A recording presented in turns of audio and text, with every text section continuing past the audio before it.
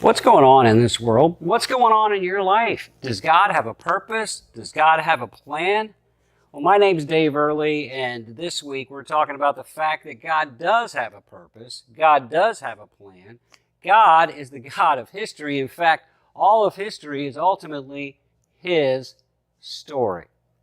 Well, we're looking at the 7 major events in history. The first is creation, when God spoke and created the heavens and the earth. The second one is corruption. And so let's talk about corruption today, which is another way of saying when Adam and Eve fell into sin. So it's found in Genesis chapter 3, and it answers the question, why are we here anyway? Well, God created mankind, man and woman, to have a relationship with Him. He walked with them in the Garden of Eden. He wanted someone to love and who could love Him back. And so God gave humans the ability to choose. He didn't make us robots that have to love Him. We're humans that have a free will. We get to choose to love God. And God gave them one test of this love, and this test was very simple. They were in paradise, the Garden of Eden, perfect world, fruit, vegetables, everything they can imagine, in abundance, all that they wanted. And God said, you can eat of every tree of the garden except one. There's one tree I don't want you to eat from. It's the tree of the knowledge of good and evil. Well, what did Satan do? He focused on the one thing they were not allowed to do and said, oh, God's not going to punish you if you do that, if you eat of it. Eve said, well, he said, we're not even allowed to touch it, which isn't true.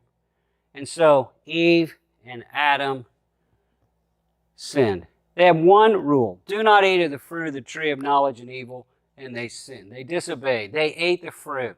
They chose to please themselves more than love God. What happened? Well, they lost their innocence right away. They realized they were naked. They hid from God.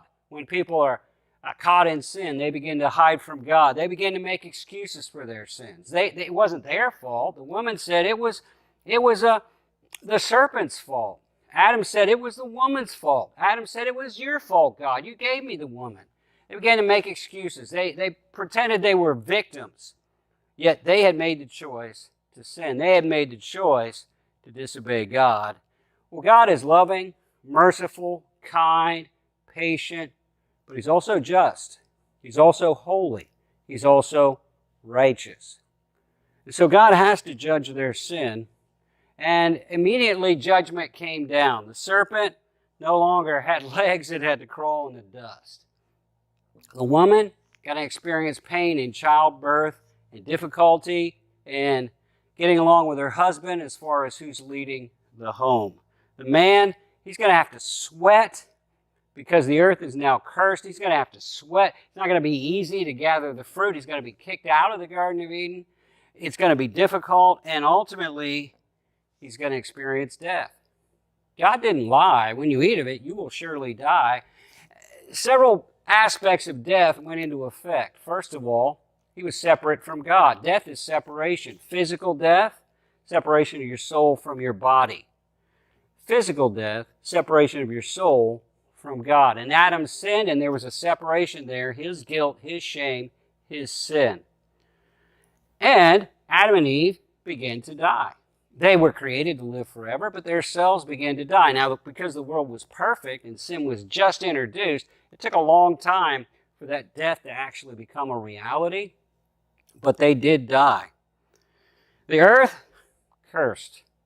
Prior to this, there were no weeds, there was no poison ivy, mosquitoes didn't bite people, animals wouldn't attack you, people were not sinful by nature. The earth was cursed.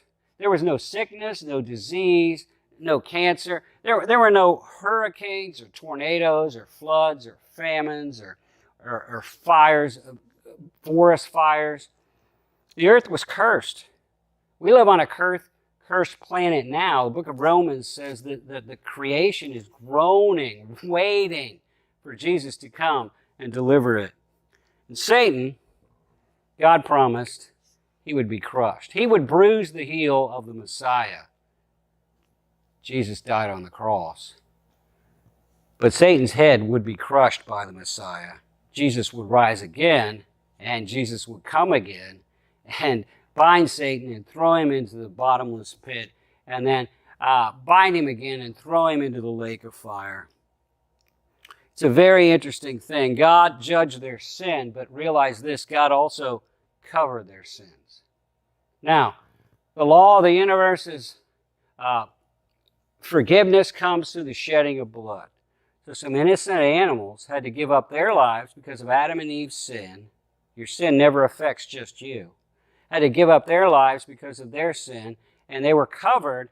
God covered Adam and Eve with their skins.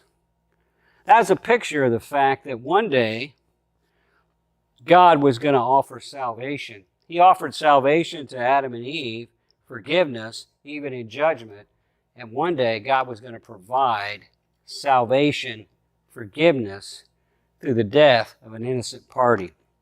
We read in Romans chapter 5, therefore just as through one man sin entered the world, that's talking about Adam, and death through sin, and thus death spread to all men because all have sinned. Adam's sin brought all these aspects of death. But, verse 19, for as by one man's disobedience, Adam, many were made sinners, so also by one man's obedience, Jesus, the perfect sacrifice, the innocent sacrifice, by one man's obedience, many will be made righteous. Realize this, even as God pours out judgment, God offers salvation. God's offering you hope. God's offering you salvation. God's offering you forgiveness today. And it comes through Jesus Christ. Trust Him as your Savior because history is His story.